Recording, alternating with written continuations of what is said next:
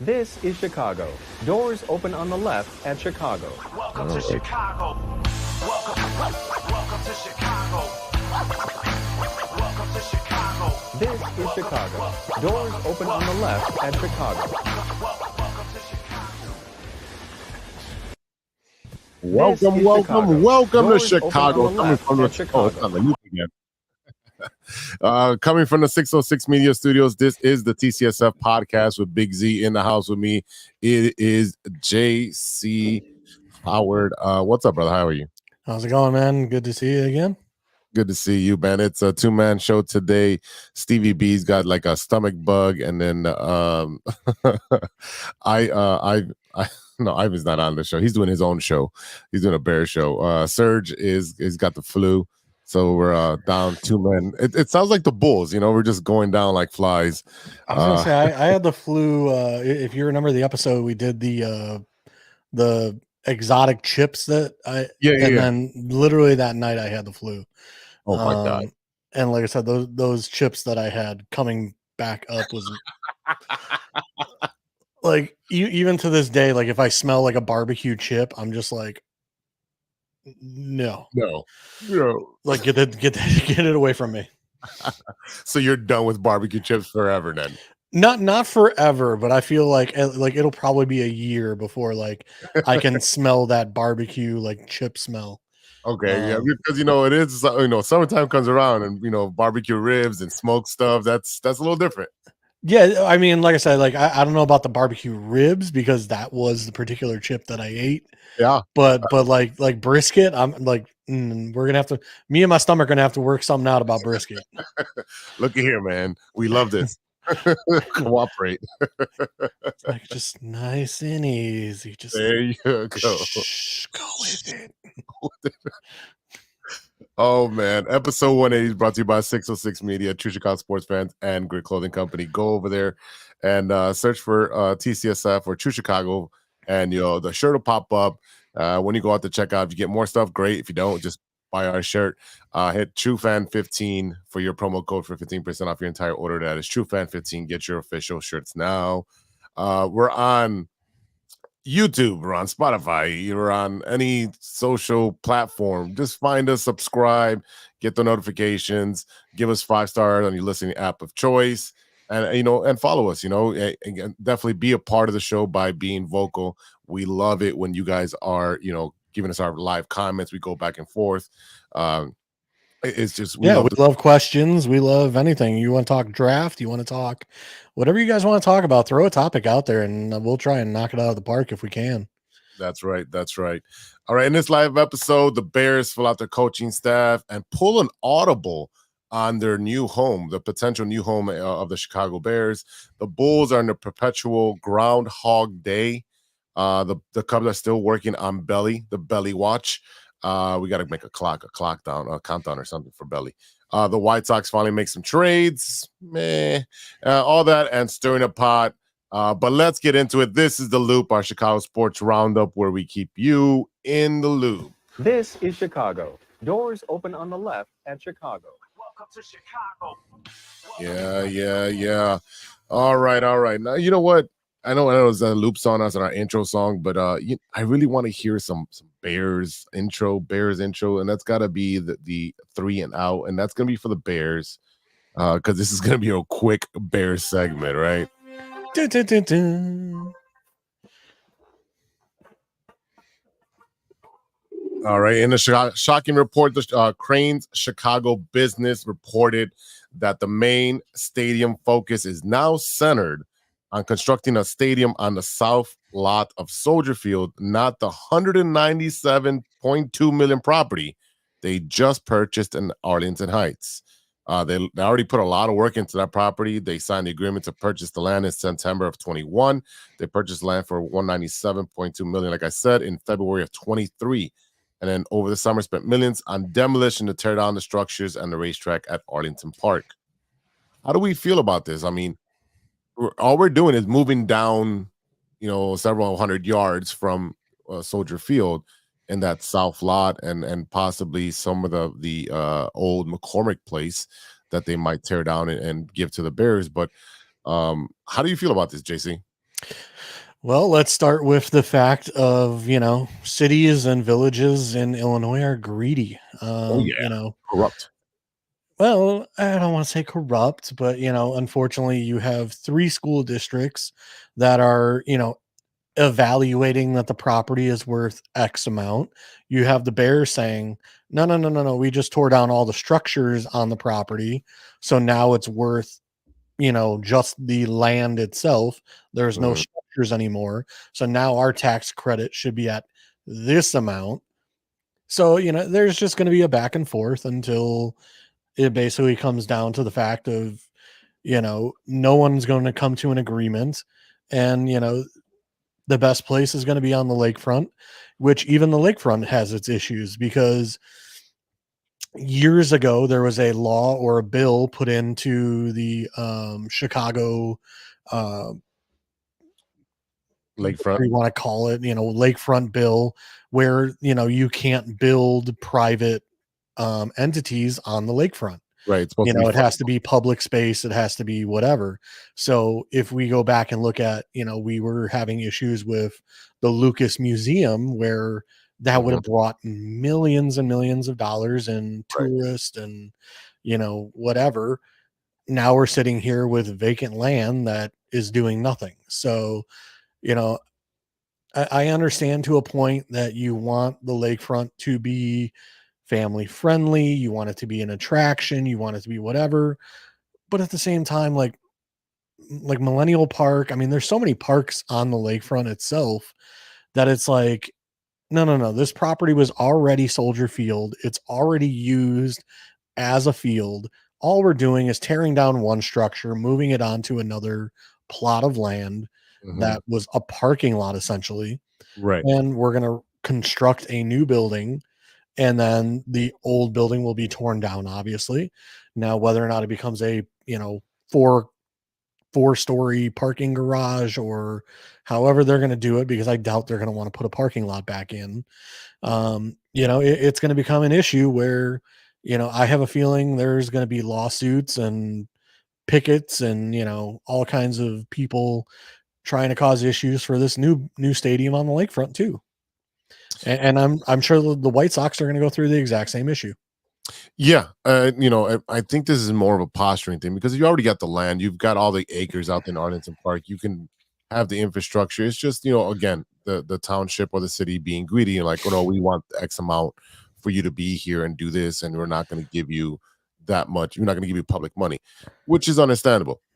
But to move it several hundred yards south and build a structure on that parking lot and then possibly tear down the old structure of the McCormick place, it still doesn't solve the problem. It's super difficult to get in and to get out of that area. It's super congested. It's literally what is that, a route, right? Lakeshore Drive is Yeah. a route. Yeah. Now the only problem is though, is that the current CEO for the Bears, is it Ken Williams or No, that's Kevin Warren. Kevin Kevin. Warren? Sorry. I don't know why I always want to say Williams, but Kevin Warren, he's done this before with the Minnesota Vikings and he's built stadiums. He prefers the downtown setting Right. when you build a stadium.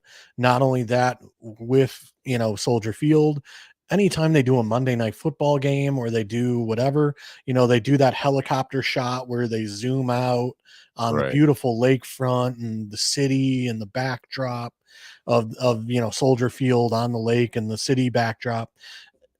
Okay, now you're going to move to Arlington Heights and you're going to zoom out on what? Just the stadium, like there's no attractiveness to Arlington Heights. I also have a family friend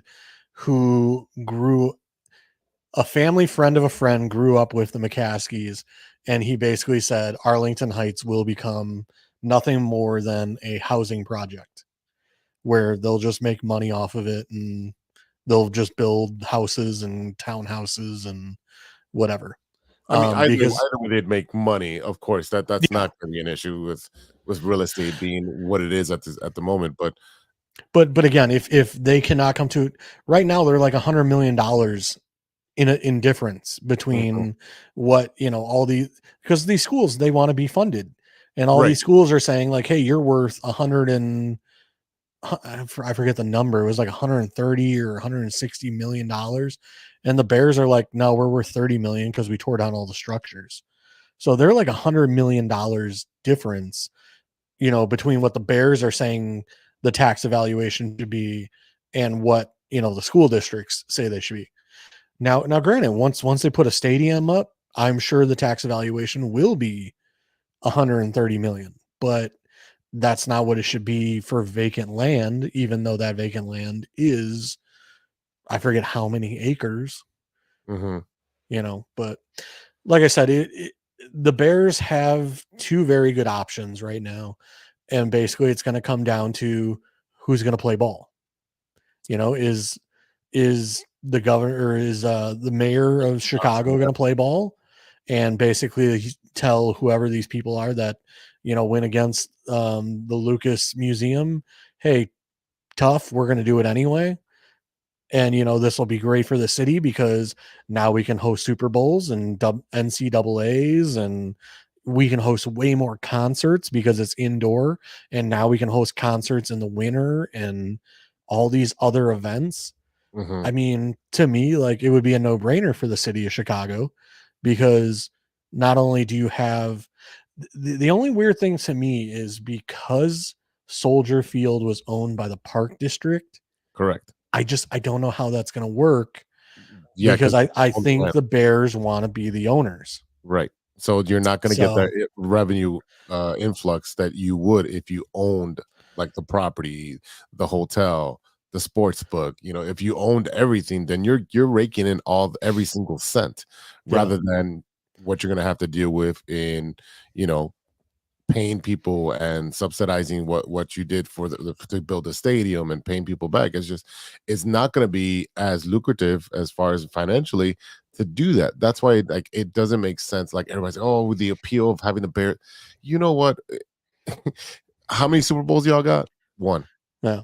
Well, the one interesting thing, like I was talking to my guys, we were talking about this, and I basically said, like, build a stadium facing east-west, because if it's a true dome and it's not a retractable roof or anything like that, I would build a stadium east-west with the east-facing wall glass, so that you could actually, while you're sitting in the stadium, you can look out the east wall and see the lake. Yeah. Like that's one, like I said, that's most of the one attractive things of, that particular setting is you want to see the lake. Otherwise, you'll have a north-south facing building, and then maybe you're building, like if you have a glass wall, you're looking at the McCormick Center, or you're looking at the Field Museum and a parking lot, because now the north side would potentially become the parking lot. And then you have the Field Museum and a decent view of, but again, depending on, the parking lot, because you facing that Field Museum, you do have a view of somewhat of, the high rises of through Millennium Park facing that north side. Right. So, but again, it's all politics. It really is. It really is. Is how many hands can you grease? Whose pockets are going to get lined? Because at the end of the day, Kevin Warren was brought in after the fact that they bought the Arlington Heights property. The issue with the Bears and the city was with the former mayor. It wasn't with Mayor Johnson.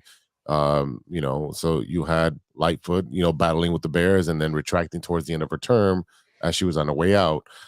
So at which point the Bears were like, no, we're not doing business with you. We're moving on. And like I said, that is probably 30% of the reason why Lightfoot got voted out in Chicago. And now, like I said, now we got Johnson. He's more willing to play ball with the Bears. But again, I think we're going to have issues with this whole bill about building, non-public structures on the lakefront. So, like I said, it's going to be interesting. Yeah, definitely will be interesting. The Bears rounded up their coaching staff, so it looks like it's complete at this point, right? They hired Chad Morton as a running backs coach and they created a passing game coordinator spot for Thomas Brown. I think he was with, if I remember correctly, that might have been with the Carolina Panthers. So again, these are I remember somebody coming from Carolina. Yes, these are small coaches, and we don't know what significance it will mean to the coaching staff and what influence they'll have. I'm assuming this was for the spot that they were trying to make for Kingsbury when they interviewed him, because this is what he did. He was a consultant on the passing game in his last stop, so he wasn't really an offensive coordinator. So now he retracted from the Raiders and is going to the Commanders. And now the Commanders are all in frenzy because they think they're going to get Caleb now. Well, I read something today that the Commanders are going to offer up the Godfather package, the package that you can't refuse, Mm-hmm. So, and as soon as I saw that, like, I screenshotted it, sent it to my buddies in group chat, and was like, take that offer. Because again, like, okay, so we move back one spot, we get Drake May. Yeah. Like, we still get a quarterback. Correct. Maybe it's not Caleb Williams, which again, you never know if a quarterback's going to pan out. It's probably one of the biggest risk rewards, right? It's like Right. literally you're all in and you can either cash in or you're going to bust out.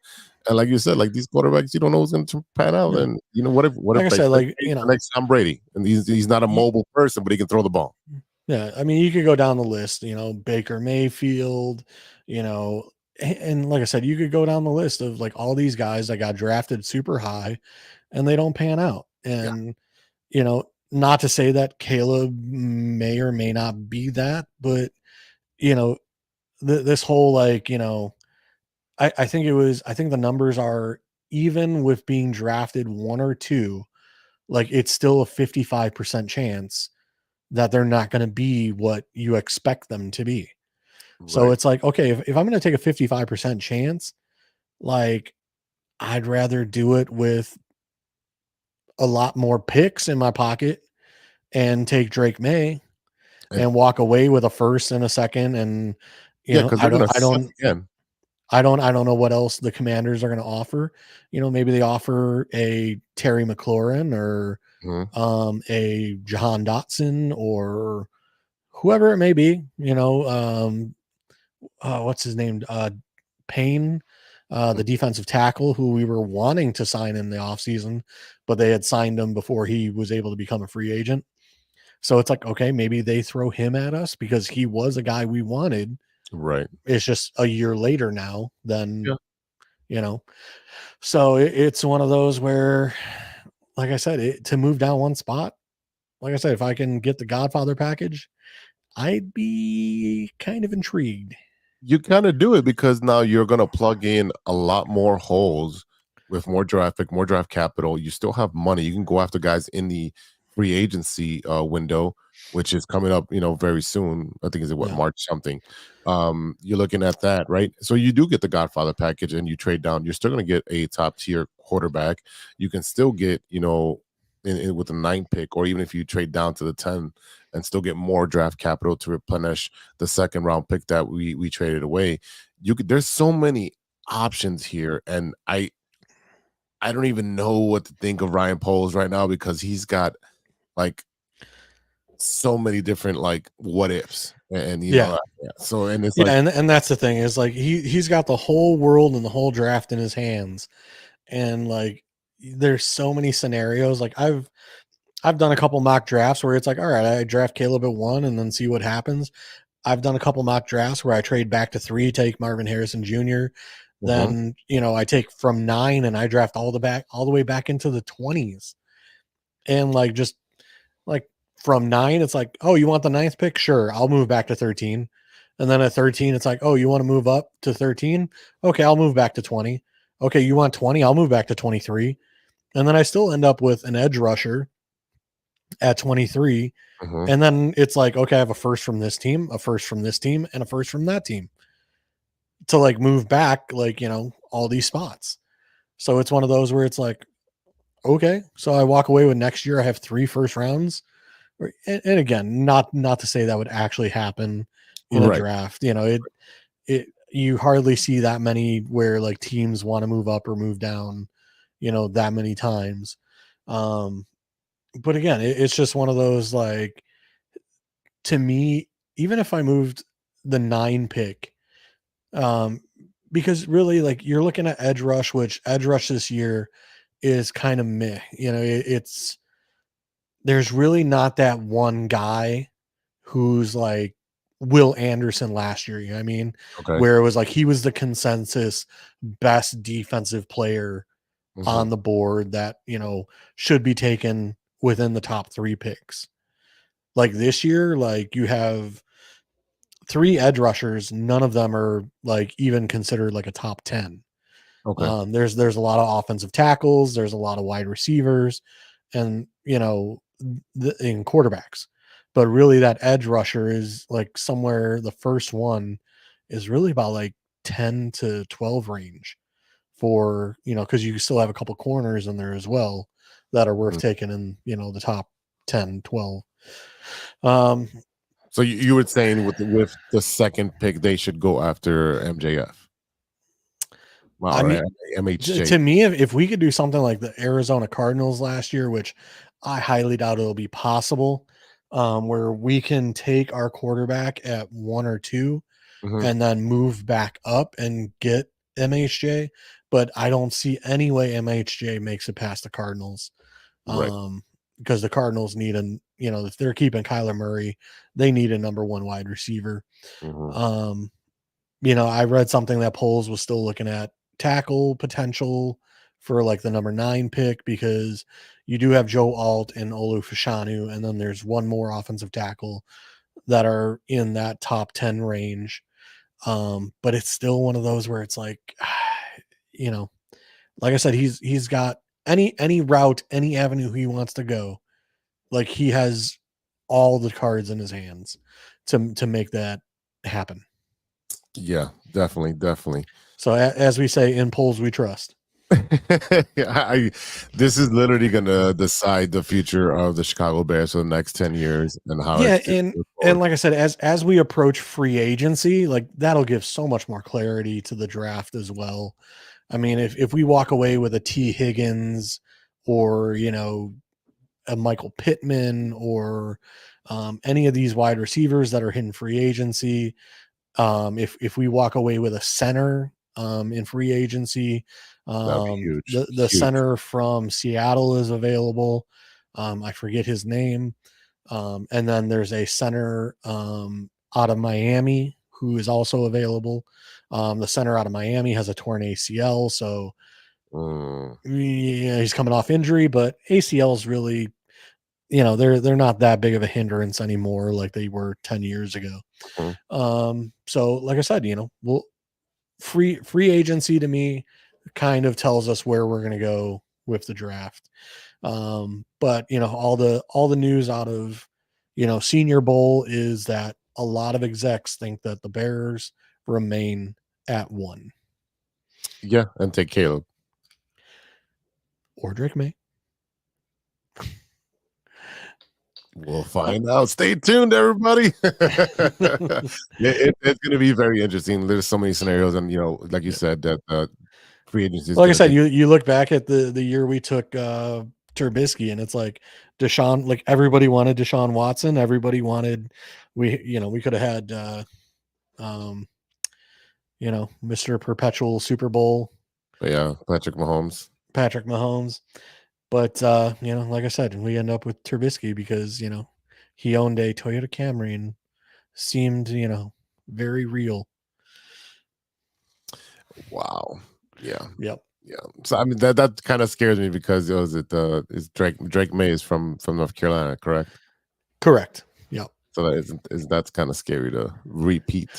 But Drake May's been doing it for 2 or 3 years now. It's not like Trubisky was a 1-year wonder and came in, what was it, his junior year, finished the season because the quarterback didn't play the bowl game, so he finished his junior year, and then his senior year was like he had a fantastic season and then declared.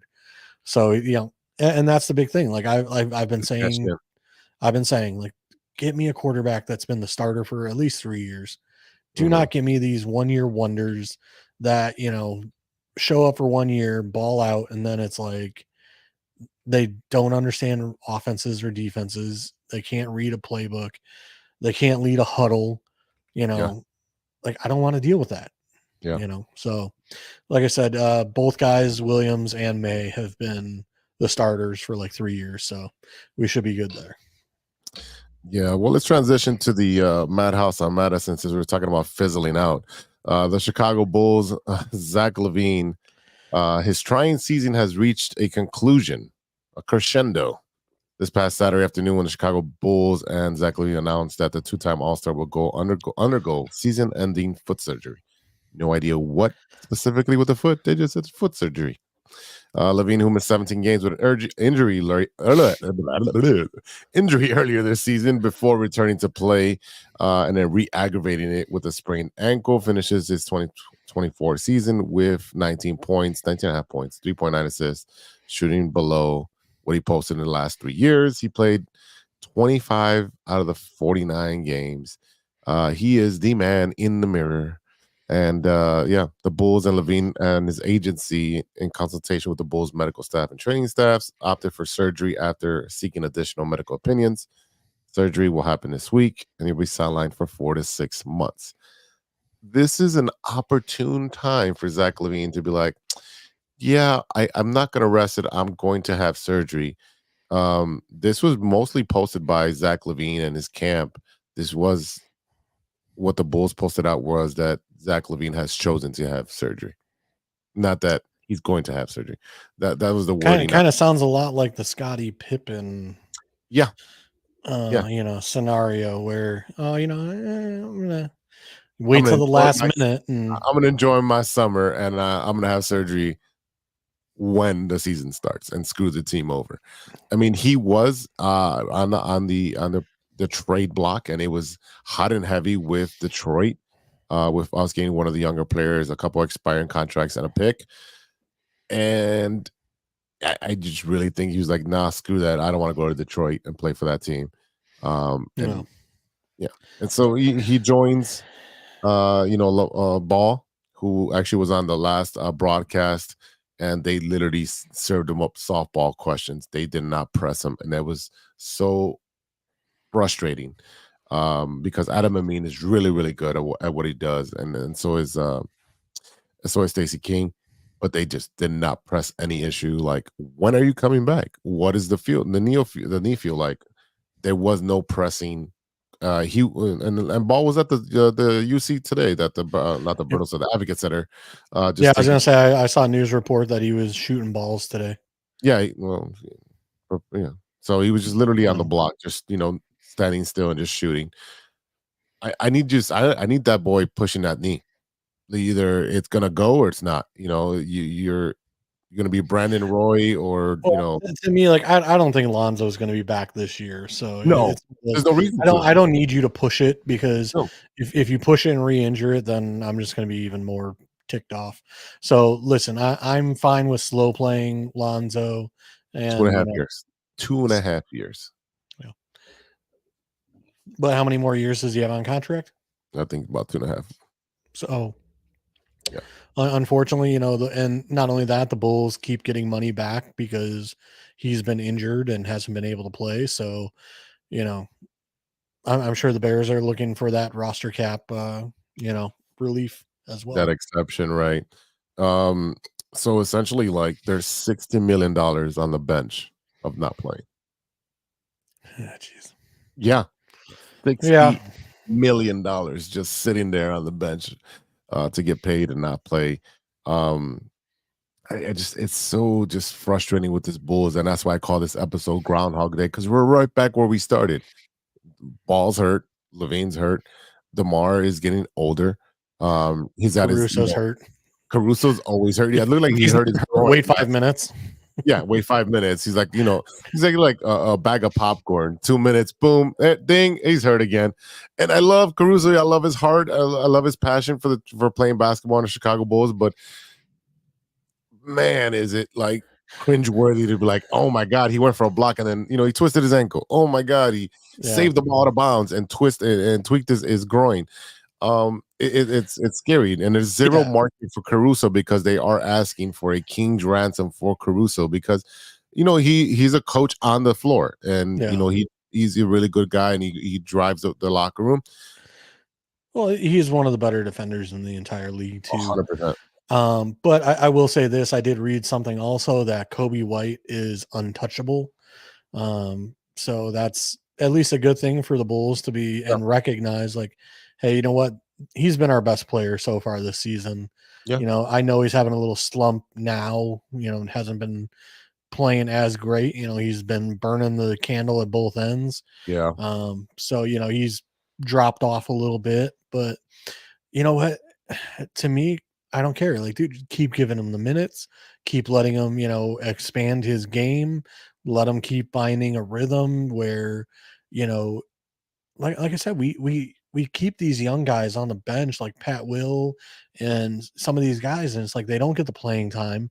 Mhm. Then when Zach was hurt, they were finally getting the playing time and they were balling out. So it's like, to me, like, keep giving these younger guys the playing time. And that only helps us in the long run when, Lonzo does come back. We assume Lavine will be back next year. I don't know. Will a team trade for him with an injury where he won't be able to play for a year? It's possible, but I doubt it because if you're gonna give up, Yeah.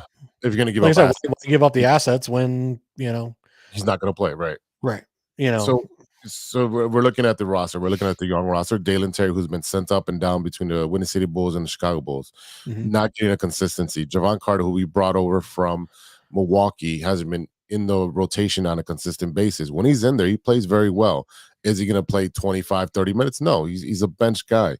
Vucevic, he's got I believe 2 years left on his contract after this year. Is he going to be traded? I mean, we know what he is. He doesn't play great defense, but if you feed him like you old school basketball, feed him in the post, he can get you a double on a nightly basis. It was him and who did we play the other day? Who did we play? Sabonis from Sacramento. He leads the league right now in doubles, and the guy, I think he had a triple double against us or whatever. But we know what Vooch is. He's going to score 12 to 15 points. We need him to score 20 now because we don't have Zach. We need him to score 20 because DeMar is not really, DeMar that we got in our first year. He's a lot older. Those knees ain't going to hold up as long. I see DeMar go longer. I kind of question, like, is Donovan's system conducive to Vooch? Because, I mean, Vooch is more of like, throw it down low and let him do his thing. Right. Where Donovan's system, like, to me, it's more of like a spacing game, and to me, it's like what the Bulls need to do is forget this like ISO stuff. Like that's like when they hit 5-7 passes, like, to me, that's when basketball looks its best. Is like when you're getting the ball moving that much, it eventually opens someone up like wide open. And you see that when Caruso has the ball, he passes the ball to the open guy. He doesn't care who it is. The ISO ball is, the DeMar DeRozan, where he's like, I'm just going to shoot from the free throw line and get out of the way. And then everyone's just standing there. No one rebounds. Yeah. Like I said, and that's where we're missing Lonzo the most, is because Lonzo is definitely a pass first point guard. And he was like kind of that general where it was, he knew how to drive a lane, find the open guy, where now like Kobe's kind of filling in that's in there, but it's one of those where like that's not his game. So it's one of those where unfortunately the Bulls are what they are. I think, DeMar DeRozan's on that expiring contract. We can't come to a deal. You've got to trade him. I think we have to trade him. You've got to trade him so that way you open up money for next year. Because if not, you're going to have maybe $25 million, if that. Pat Williams, he's going to take a walk, I believe, and he's a restricted free agent. But I believe that they're not going to match any offer because someone's going to offer him and be like, we can develop that talent. He's a big dude. He can shoot from the outside. Yeah, that's the problem with the NBA now. Is like even like the 8th or 9th guy on the bench seems to be getting $10-15 million, and it's like, yeah. like I'm kind of upset that I'll never have a kid that's 6'5", you know, like like where's that spot where a 5'8" white kid can, You might have to date like a Norwegian woman who's like 6'8". That way, that could even out for you, man. yeah, I doubt a 6'8" Norwegian would want a 5'8" guy like me. You have a lot to offer. So you have a lot to offer. I had an ex that in heels was like 6'3", but even that was, it was interesting. It was interesting. Just as to wrap up your point about allowing these young guys, Ayo has shown a lot more confidence in shooting, and yes, he has. He's not afraid to get to the contact. Torrey Craig is back from injury, but he's on minute restriction, so we'll see how that pans out. Craig to me is a great guy off the bench. Yeah, definitely a great guy off the bench, and he's on the cheap side. A little older, 33, making 2.5. Yeah, I really think Ayo needs way more time on the floor. Yes, and like someone needs to like push him to be like, dude, like we need you to build some confidence this year. Like, come on, like this is your year. Let's go. Yeah, when Kobe White's off the floor, Ayo should be on there with Caruso, just to give him that that camaraderie with Caruso and have that mentorship on there. So I really think that's one aspect of having that Caruso. Yeah, because like Ayo will flash and then like he'll disappear for games at a time, and then it's just like where are you at, man? Like yeah, it is definitely where are you? We can't find you. Definitely that. All right, JC, let's take a quick break and we'll come back and we'll talk baseball, some hot stove with our baseball teams. All right. All right, ladies and gentlemen. All right, we'll be right back after a word from our sponsors. Let's hit this button, baby. Hey, true Chicago sports fans, show off your Chicago pride with some fresh clothes from Grit Clothing Company. At Grit Clothing, they create that simple yet classic style that represents that Chicago Southside lifestyle. From t-shirts to hoodies, hats to glassware, they've got you covered. Grit has everything you need to represent your Chicago pride, so do it right now. Check out gritclothingco.com and use the promo code TrueFan15. TrueFan15 for 15% off your entire order. Let me say it again. That's gritclothingco.com and use the promo code TrueFan15 for 15% off of your entire order.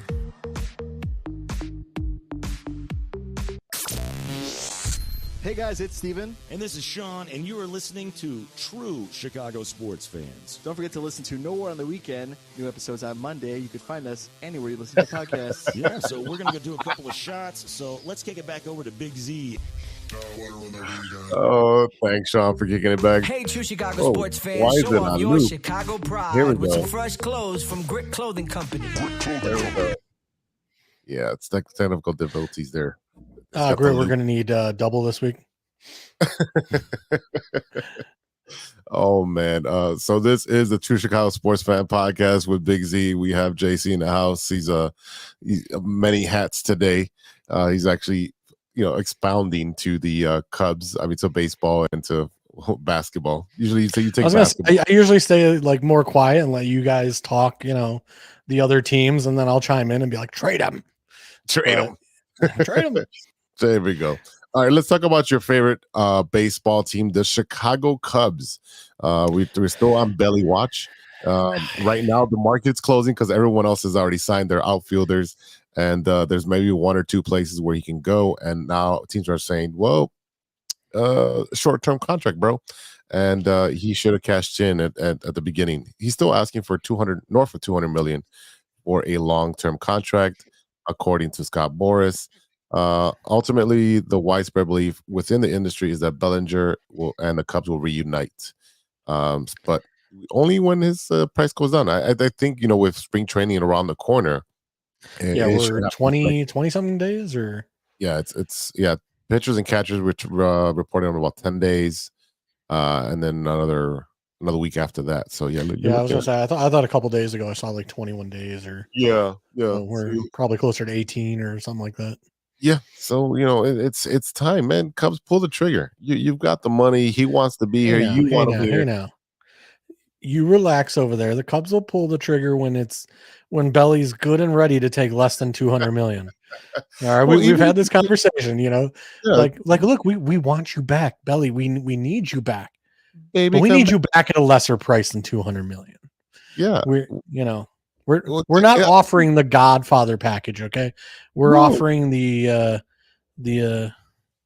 little Lemonade guy stand. who owns the bar and does a little gambling in the back. We're offering that package. You got to knock a certain way to get into the door. That still got us to report to the Godfather. Yeah. Yeah. Why not backdate it just like the Dodgers did? Not I don't know, saying man. 200 million. I'm not saying the 200, but give them throw them like another 5-10 million on the back end. Like, we'll pay you down the road, bro. Don't worry about it. Yeah, I mean, we could, but at the same time, like, then you're playing with your salary cap, which who knows. Like, It goes up every year. 5-10 million is I not know. going to hurt the Cubs. But the problem to me is, like, the Cubs, like, they're messing around with this marquee network. They're doing all this other stuff, and it's just like even the Yankees. It's like, when's enough? Like, I pay $5 for Netflix. I paid $5 for Hulu. I paid Right. $10-$20 for, like, it's Nickel never and ending, dime. bro. Like, Yeah, now we're getting nickel and dime. We were complaining about how cutting the cord for cable because it's so expensive. It's like almost $200. With everything that you do, you're back at square one. You're back at square one when you incorporate the internet that you need now, the bandwidth. You're paying like almost 80. well, 90. I am a cord cutter. I don't pay for Netflix or any of that stuff. I don't say how I do it. I just say, I don't pay for any subscription stuff. I'm a very when I lived with a couple roommates, they all wanted HD TV. Yeah. I was like, nah, I'm good. I don't need HD. I'll watch standard def. I'm good. Mhm. I grew up on standard def. I've never had HD. I'm clueless. Like, I don't know how much better HD is, and I'm good not paying an extra $40 a month to find out. Oh, you mean as far as for the streaming service like ESPN to get an HD and all that stuff? No, this was just regular TV channels. The roommates wanted 1080p instead of 720. Yeah, I get it. Like I said, I grew up on standard def my whole life. So I mean, 720 to 1080 is far if you're watching a show or something that's not like super fast moving like football or soccer. It makes no difference. But if you're watching a fast sport or something that's coming across the screen very fast, then it makes a huge difference. I mean, if you want to see the blades of the grass on the football field, Well, again, to me, I grew up with it my whole life. I've never had it, so I still couldn't tell you to this day. So you turn the knob to change the channel. No, I have a remote. Okay, I'm not that old school. But to me, like, when it comes to stuff like that, like, to me, like, if it ain't broke, why fix it? Like, to me, like, standard def is just fine. I don't need 4K or 1080 or whatever. Like, I'm good. I get by. I still watch the same episode as Reacher as you. It's like I said, it's just a little more fuzzy looking, I guess. Well, at this point, your cell phone's already in 4K. That's already there, so you can watch it on those screens. And we were just talking off air about having the same camera because I just got a new camera, and I had it on 2K. It's still on 2K, but it does it make a big difference? 100%. I can really see myself, and I'm not as blurry as I used to be, which seemed to be an issue. I was gonna say, I don't know why on my end it only allows me to go to 780. In the program we're running. Yeah. So. Yeah, I just changed the settings in the camera settings. I didn't change it on the StreamYard. So StreamYard only allows you to go to I think it's might be right. 720. Might be 720. Okay. Yep. 720 is the highest StreamYard allow. But I mean, trust me, when that was like the first thing, like when I started working with you guys on the podcast, I was like, dude, my camera is horrible. Like, I kept looking all flushed and red, and you were definitely very look like Santa Claus. I had about 10 drinks, and now granted on the episode after New Year's, yes I did, but yeah, exactly. Otherwise no, I'm over here drinking my sparkling water, and Nice. All right, where we leave off? We were talking Bellinger. Oh yeah. Well, yeah, we're switching over. I mean, we talked about the Cubs. There's Well, really more stirring the pot than talking Cubs.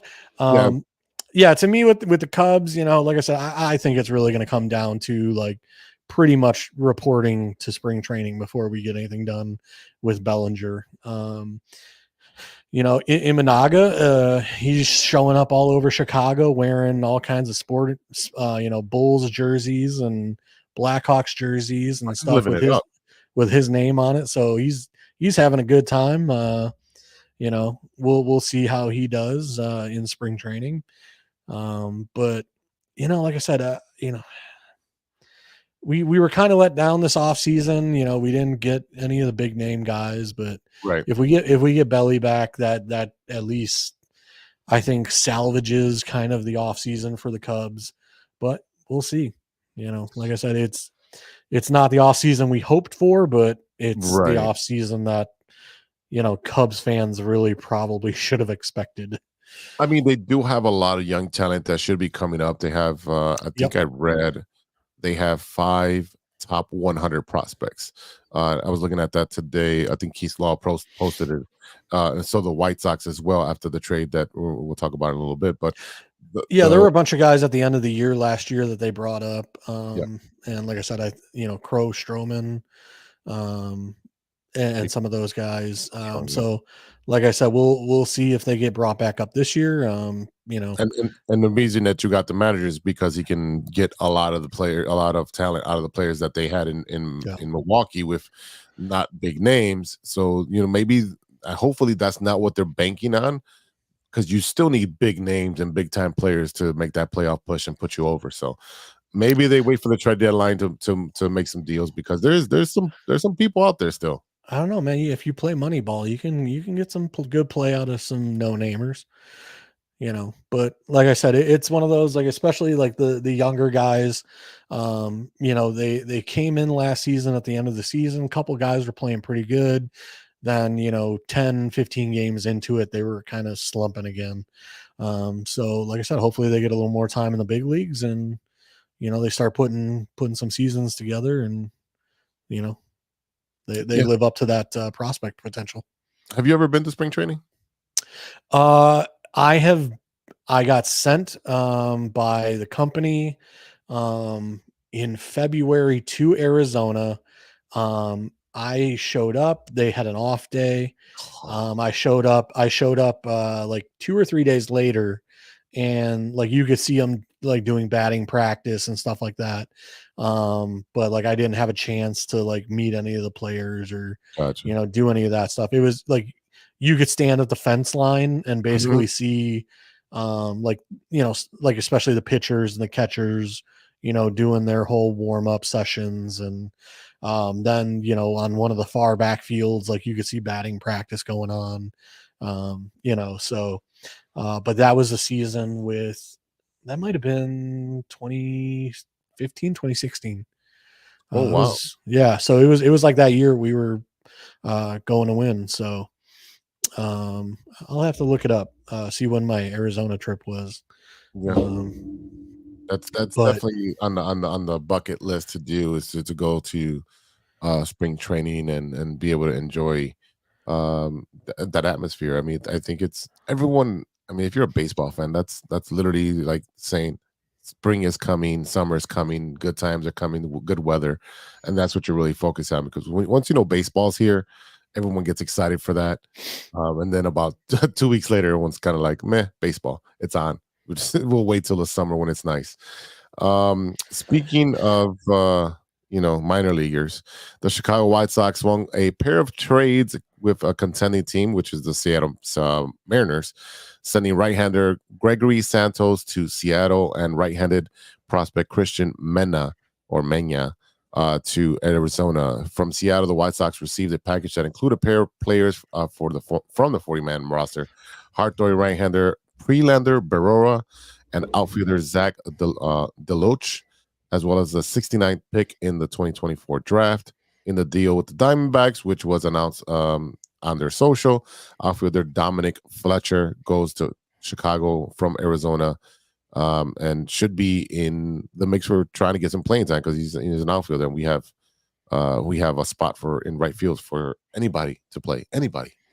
The White Sox also made an agreement with Kevin Pillar, a minor league contract. Again, he'll be competing for a spot in spring training. He would pay $3 million if he makes the major league roster. Pillar spent 2023 with Atlanta as a veteran outfielder.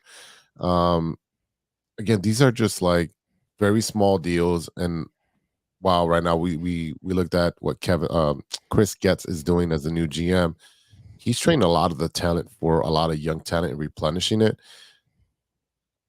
It's hard to imagine because we had a lot of homegrown names that we waited for in that rebuild, and they didn't pan out. We still have Moncada, we still have Eloy, we still have Lubob, Robert on the roster. We still have Cease, Kopech, Crochet. We still have some names from that remnants of that window. So I don't know what his direction is, and it's easier when your administration, your front office says, this is what we're going to do. We're going to tear it down to the studs. We're going to accumulate a bunch of talent and then supplement it with some veterans. That's what the Cubs did. They literally told you what they're doing. The White Sox said, well, we're just going to rebuild, and really had no plan. And now we don't know what the new GM with Chris Getz and his team, we don't know what's going on. We don't know exactly what his vision is for the White Sox. Right now, we look like the Kansas City Royals, where we have a bunch of minor leaguers and maybe one or two MLB players who are just been roaming around signing on minor league contracts. I don't see Cease staying with us past the trade deadline. That some pitcher's going to go down for a major team. They're going to pull the trigger. They'll get the king's ransom because the team wants to make that playoff push. Lubob, I don't want his talent wasted. Let's say he hits 40 home runs, 45 home runs. It doesn't really matter on a losing team. You're not going to get the MVP. You're not going to get the accolades. You're going to be kind of like a Mike Trout. You're stuck in limbo in a crappy team, and no one really cares. You could walk down the street and no one's going to know exactly who you are. So again, the White Sox right now, it's hard to be a White Sox fan. We're back to square -15. Then you have the other aspect of, they want to build in that lot in the South Loop. It'll be a novelty. That stadium will be a novelty for 2, maybe 3 years with decent attendance, and then after that, it will plummet. Well, but I mean, the nice thing is, if all you have technically is 1 or 2 MLB players, and the rest are minor league whatevers, at least you're cleaning up your salary cap and getting that, hopefully back under control. And who knows, maybe you go out and sign 4 or 5 guys, like the Dodgers did, and you become relevant again. There is always that opportunity, but like I said, unfortunately, the White Sox, like I said, if you build a better stadium and get out of that South Side and bring it to the Loop, or we can add you guys to the Loop as we do the Loop session. Yeah, I got to work on a video package. I'm still learning all that. To that point, it's on the White Sox. Like, why? Oh, it's so dangerous out there. It's all industrious, and you've got it's not safe to get down there. I'm like, well, that's on the White Sox. The Cubs, I know we joke with you that it's not safe to go there, but I mean, I know that, but I mean, fine. It is fine. It is completely fine. But the idea is that the White Sox have never reinvested in the area that they're in. The Cubs bought a bunch of the neighborhood bars. They reinvested and bought the McDonald's and tore it down and put a hotel. You reinvested in the community and raised the value not only of the community but of your own team. They also bought out the community. Like every single house that is in the outfield, like they bought it. I mean, there are no apartments there anymore. Where when I was growing up as a kid, you would see like all the people looking out their apartment windows and cheering on the Cubs, and now it's like no, that's a bar. That's a rooftop ticket where that's all catering and corporate events and whatever. It's I don't mind. I love it. Especially I like buying tickets for those when it's gonna be a rainy day, because if it gets rained out, I get to go back for free. You get to go back twice, eat and drink and enjoy the Yeah, game. I've done a couple concert, where I've done the rooftops for concerts, and didn't turn out so well audio wise, but Oh, it was one of those, like, it was okay, for I think we spent like $100 or whatever to sit on a rooftop and listen to the Foo Fighters. But I pulled up the photo yeah. from the spring training game.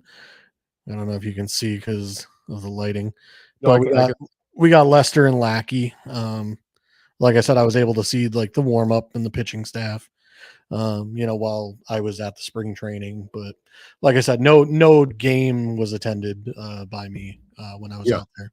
Yeah. So, I mean, and it's if you don't know about spring training, like the starters are playing like maybe 2 innings, and then they get the go back to their home or the hotel. They don't stay there. They literally get their 2 innings in. That maybe in the beginning they'll do their batting practice, they'll sign some autographs, play 2 innings, and vamonos. They're going back to the spa or whatever they got to do with the wives. I got a buddy that lives out in Arizona, so it would be interesting to go see him and then possibly catch a spring training game. I've got 2 buddies also that are trying to set up a Cubs Red Sox game because they want to go to Fenway. I forgot when they're trying to do that.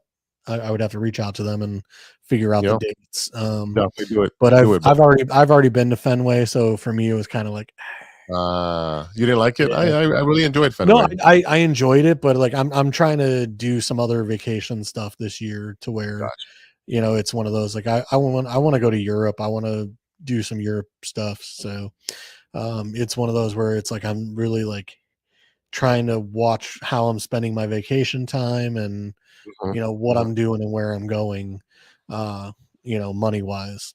So Gotcha. All right, so we're not going to beat any more dead horses with the Cubs and the White Sox. We're going to take a quick break, and then we'll come back with Stirring the Pot after a word from our sponsors. Hey, true Chicago sports fans, show off your Chicago pride with some fresh clothes from Grit Clothing Company. At Grit Clothing, they create that simple yet classic style that represents that Chicago Southside lifestyle. From t-shirts to hoodies, hats to glassware, they've got you covered. Grit has everything you need to represent your Chicago pride. So do it right now. Check out gritclothingco.com and use the promo code TrueFan15. TrueFan15 for 15% off your entire order. Let me say it again. That's gritclothingco.com and use the promo code TrueFan15 for 15% off of your entire order.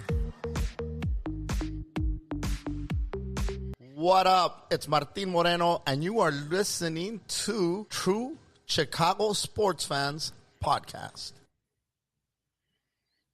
Welcome back to the True Chicago Sports Fans Podcast with Big Z. We got JC in the house. JC, it's that time again, brother. It's time for Stirring the Pot. Where's my bell? There it is. That's right. So in honor of all the birthdays this past weekend, a lot of my friends and including yourself, happy belated birthday. Thank you very much. Yeah, we my friend Eric, we've got a bunch of birthdays this weekend. So happy birthday to everybody. Yeah, myself and 3 coworkers all have the same birthday. That's insane. That is insane. Yeah. So in honor of that, I wanted to debate the best and the worst birthday gifts. There we go, JC. What's the best and what's the worst? You know what? I'm a very like we were talking about the whole cable setup, right? Yeah.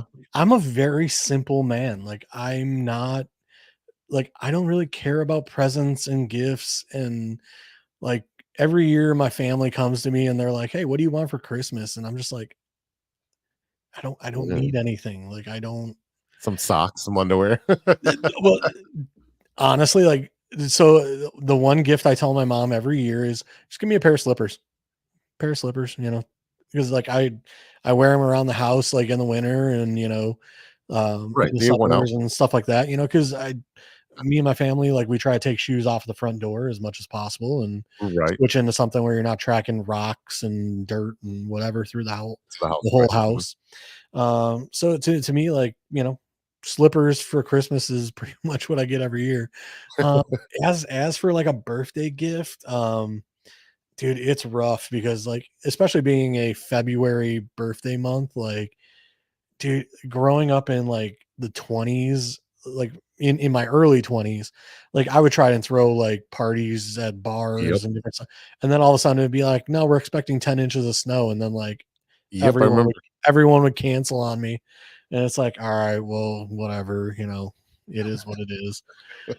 Um, but like I said, I mean, I'm simple. Like I don't, maybe some car parts, I've got a classic Mustang, so maybe some car parts or something like that, but really like I don't need much, and when I need it, like I go find it on Amazon, or I order what I need when I need it. Right. Like I'm not one of those people that really needs much. Oh, any worst presents like that you can remember? It's like, oh my god, I can't believe you got me this. This is disgusting or whatever. Oh my. I have one, but I don't know if this person still like it, because they might be friends with you on Okay. Facebook, or like I don't know if they follow this show. There is a gift very much that comes to mind. That it was a brutal gift. Just because it was from someone very special to me at the time. Right. They gave it to me. It was something that I could wear, and I Mhm. was forced to wear it. Oh boy. But it was like if I gave it away, which I don't want to, because again, I don't know if the person still follows us and like keeps up with everything, so I don't want to hurt their feelings. We'll talk about it off air. There was a But lot of build up there. yeah, let's just say it was Yeah, can you just give a general description of it? it was a piece of clothing. Okay. Again, and I was forced to wear it to an event. And it was brutal to do. Um, and again, it was a very sweet and thoughtful gift. Yeah. But it was just one of those. It was just like, oh God. Yeah. I gotta wear it because of the person, and but yeah. Oh my God. Cause like that's the first gift that comes to mind when I think of something like that. Oh my god. And again, it wasn't a bad gift. It was just it was the having to wear it to an event, and it was just like it's not me. It's not like I would never wear this to an event. And it was just like, okay, like I'm doing it for you. So It I was- hope you appreciate me wearing this for you. In my head, I'm thinking it's like one of those in the early what is it? That would have been like 2005, 2008 era, where like the button downs like Chris Jericho, where it was like red, but like super bright red and shiny, those kind of shirts. That's what I'm thinking in my head, where you have to wear something that wasn't quite your style, and you felt embarrassed wearing it. That's what I'm thinking. You don't have to confirm or deny. We'll leave it there. We'll let it lie. We'll let the fans speculate. And hey, yeah, hit up JC and keep asking him questions on Twitter to see. Be my guest. Like I'll just sit there and deny and deny and deny. But yeah, no, like I said, I'm the guy that I have never dated anyone during Valentine's Day, believe it or not. Wow. I have always been single during Valentine's Day. Yeah. So like people will be like, oh, what do you get your significant other for Valentine's Day? Or, what have you done for Valentine's? I'm like, I don't know. But no, I'm the wrong guy here. Yeah. Like to me, like I said, like if I were to, for my birthday, like let's go out to dinner. Let's, have a drink or two, and call it a day. Yeah. Like I said, I don't like, again, I don't like, you want to buy me a baseball hat? Fine. You want to buy me some whatever? Great. But like I said, like I've had people in the past buy me cologne. I've had people buy me, stuff like that. But it's one of those where it's like, it is what it is. Like I don't really care for cologne that much, but like I said, every now and again, it's nice when you go to a wedding or, something to Right. put a little spritz on, but Yeah. how about you? What's your worst? Oh man, you know what? I can think of one of my worst one is as far as best ones, there really is no best. I've been gifted, going to a White Sox game, and they put my happy birthday on the screen. I've had that, stuff like Okay. that. Yep. Yeah, stuff like that. A day at the spa. An expensive spa where you're there for 3 hours and you do the salt pools and all that. I've done all types of cool stuff. But to me is really spending time with your friends, family, and whether it's a drink at a bar or having the dinner together, that is more of what I would enjoy more, just spending time with people because the memories are everlasting. As far as because now that you mention it, I was taken to a Blackhawks game for my birthday many years ago. Yeah. So that was a nice one. But that was by a girl I was dating at the time. Yeah. But yeah, like not much else really pops up in the way of Yeah, I mean, as far as worst, Yes. I remember this has got to be early 2000s. I was working at the bank, and I was working in the back room. So I was working with legal. So lawyers would request documents because of a case. I'd have to retrieve bank statements and whatever, and then send that off. So I'm working with nothing but women, and it was my birthday, and they made a big deal, in an office setting. Birthdays are a big deal. So I remember she worked in the same cubicle area, but she was part of a different department. But we all kind of hung out. We were all almost around the same age, and she gifted me some underwear. So that would be kind of very awkward when you're at the office party and you're opening your gifts, and it's like, underwear? Really? Now, but you said she was wow. about the same age as you? Yeah, she was maybe like 3-4 years younger. I might have been, Okay. Yeah. So I think she might have been like in her early 20s. I was probably like 23, 24 or something around there. But it was very awkward. And not only that, like the person, especially if you're opening in front of other coworkers, right? That was but that had to be pretty awkward for her as well, I would assume, where she was like, no, don't open mine. Or like, give me a warning, like don't, that's for later. But still, even then, that makes it even more awkward. Like, why are you gifting your coworker underwear? I was at that point I was dating someone else, and it's like, not, read the room. Just not the type of thing that you want to do. You're definitely embarrassed in front of like all these older ladies that were part of the the whole back room.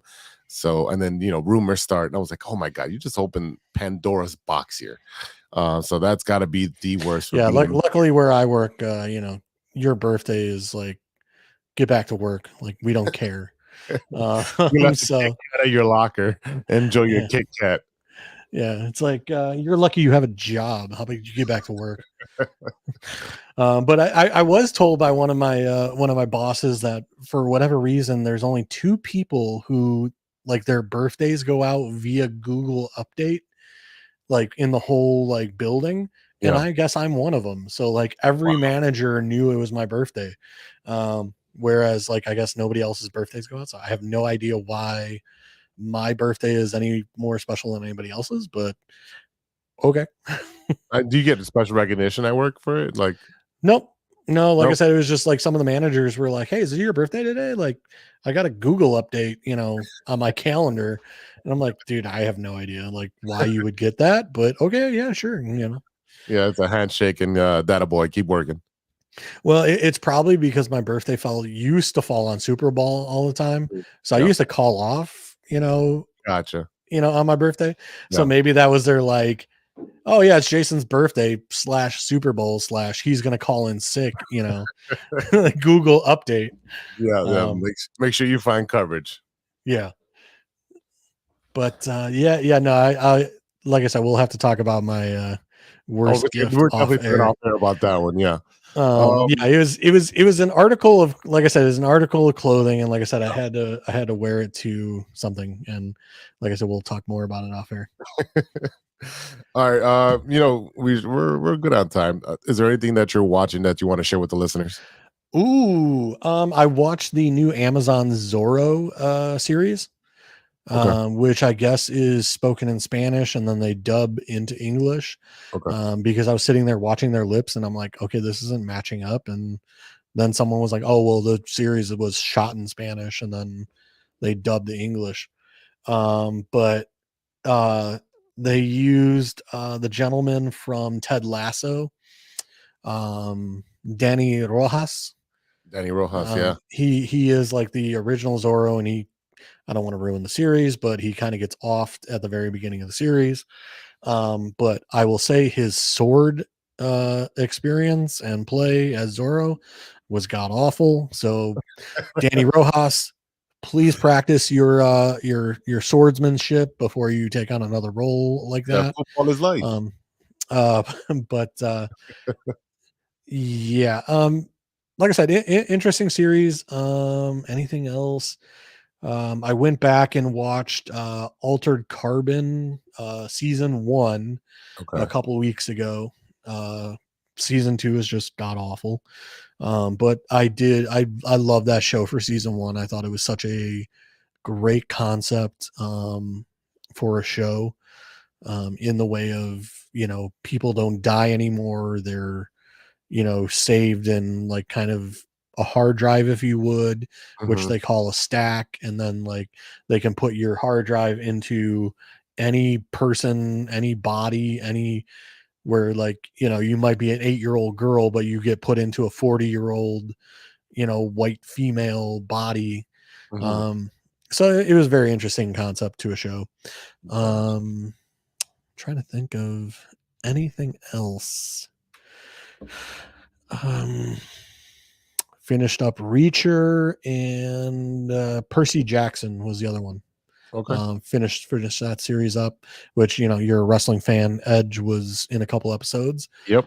Also a gentleman from the TV show Psych, Carlton Lassiter, who was a character on Psych. The gentleman had a stroke, pretty bad. And he plays one of the characters in Percy Jackson as well. So it was really good to see him as an actor, overcoming his personal, medical issues, to continue his career as an actor. Because I mean, he had a pretty significant stroke at the time and was basically like wheelchair bound. Still in the episode of Percy Jackson, he uses a cane. But like I said, really great to see him, back to doing his profession. Awesome. How about you? What do you got? Well, speaking of wrestling, I did enjoy the Royal Rumble, which was phenomenal. Cody Rhodes, won it again to finish his story. But it was did Vince McMahon make an appearance? No. He's that boy's incognito. That's why he wore his mustache. He has a mustache now, so he looks like looks like it's drawn out with a pencil. Yeah, it's so bad. But it was ruined by The Rock returning and taking his main event spot. So, The Rock just came back to the TKO, who owns the UFC and WWE. He became a board member. So he's like, screw this. I'm going to give myself a payday, and I'm going to show up for WrestleMania and take someone's spot. So they have to change storylines and all that. So that's the behind the news. You have local talent, CM Punk, who tore his tricep at the Royal Rumble. Yeah, so he's clamoring. People have been clamoring for him to come back to WWE. He comes back, and his first major match, he tears his tricep. So, well, let's be honest. I mean, he's not getting any younger. No, not at all. So, like, I can foresee many more injuries coming his way. Every time he's wrestled in the past couple of years after a major, he's torn something. So it might be time to hang it up. It's your body is not going to beat Father Time. Yeah. I just had my 38th birthday, and I'm like one sneeze away from, having a herniated disc. So, I can't imagine jumping off a top rope at 40, however old he is, Yeah, he's like 40. He should be like 45, I think. Yeah. So I mean, Yeah. Like I yeah, said, yeah.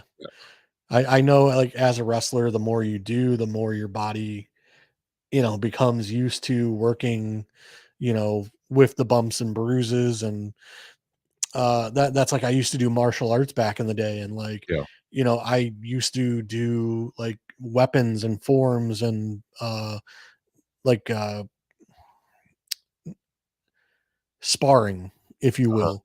Right. And like, I remember, like, dude, I would take my bow staff and like really lay into my ribs. And now it's like, dude, if I bump into a wall, I'm like, for like 3 days, I'm just like in pain. And it's like, dude, how did I used to like hit my ribs Yeah. with like an 1.5 inch thick stick and like nothing? And now it's like, I bump into the corner of a wall or hit something like a doorknob or something, and I'm in pain for 3 days. You know, Yeah, they put you on the injured reserve, then you're like, oh my God, I can't get call up. me the man of glass. I bump into something and I am Caruso. Yeah. Let's see. Other thing that this show just came out on Hulu, Love and WWE. It's Bianca and Montez. Bianca's the world champion for the females, and then Montez, he's her husband is a wrestler. And he's trying to like make it to that top tier. I think if I remember correctly, Montez is from the Chicago area. That's probably one of the main reasons I watch. Very entertaining. There's only eight episodes. They're about 35-40 minutes. So just really been watching a lot more wrestlings because it's been more interesting. What did I finish? True Detective. Okay. In the new season. It's super weird, and it's very intriguing, super weird. It's based in Alaska for this season. You have two female leads, and it's like we don't know if it's White Walkers or whatever is causing all these problems that are killing people. But you have a lot of Native American actors and storylines that are interweaved. It's interesting, and you leave every episode like, what the hell is going on? I'm still confused. And True Detective is very known for doing that, for confusing their audience until the end where it culminates all together. So that's what I've been watching. Other than that, it's been the Bulls costing me money and the NBA, and excited for the Super Bowl. What are you doing for the Super Bowl? I'll be at work, at least for a portion of it. Okay. Then come home and do dinner with the family, and that's when we normally celebrate my birthday, is on Super Bowl. So That's awesome. so we'll push it back a week, and discussion of homemade chicken marsala, and Ooh, whatever. So we'll see where that goes. that'll be exciting. But yeah, I like I said, not too much in the way of TV shows recently. I feel like I've watched a couple movies and such. Yeah. Lift, I watched with Kevin Hart. Decent. It was all right. Kind of a mix between Now You See Me and a Ocean's 11 or 13 or Yeah, whatever. that's exactly what it looked like. Yeah. But yeah, I mean, like I said, I can't really think of much else, but All right. We'll wrap it up and get out of here and let you get to your dinner. So we'll end the show that way, just like meh. All right, y'all. That's it for today. Thank you for listening. A big thank you to our sponsor, 606 Media, True Chicago Sports Fans, and Great Clothing Company. Go over there and use our promo code TrueFan15 at the checkout for 15% off your entire order. That is TrueFan15. Get your shirts now. I guess you can listen to Sean and Steven's show, since Steven decided to have food poisoning. But I will be on the next episode of No Water on the Weekend, because Sean is traveling to Texas, and he was in LA a couple weeks ago, so I usually fill in for that. So you can check out No Water on the Weekend, available everywhere you get your podcast. Let's see. We're going to shout out Ronesh Panic, Serious Beats, and Custom Made for the beats we played on the audio version of today's show. Check out paniconthebeat.com for your moment merch and gear. You can find us at TCSF Pod on Twitter. You can find us True Chicago Sports Fans on Facebook, Instagram, everywhere. You got JC's handle right there, JC Dynasty FF on the Twitter, X, whatever you want to call it. Yeah, you can hit me up at Big Z _606 Media on my platforms. And you can reach out to us at True Chicago Sports Fans at gmail.com. All right, y'all. I am Big Z, and we got JC in the house. We're signing off, and we'll see you next time for episode 181. And until then, be good to each other for the love of sports. Have a good night, y'all.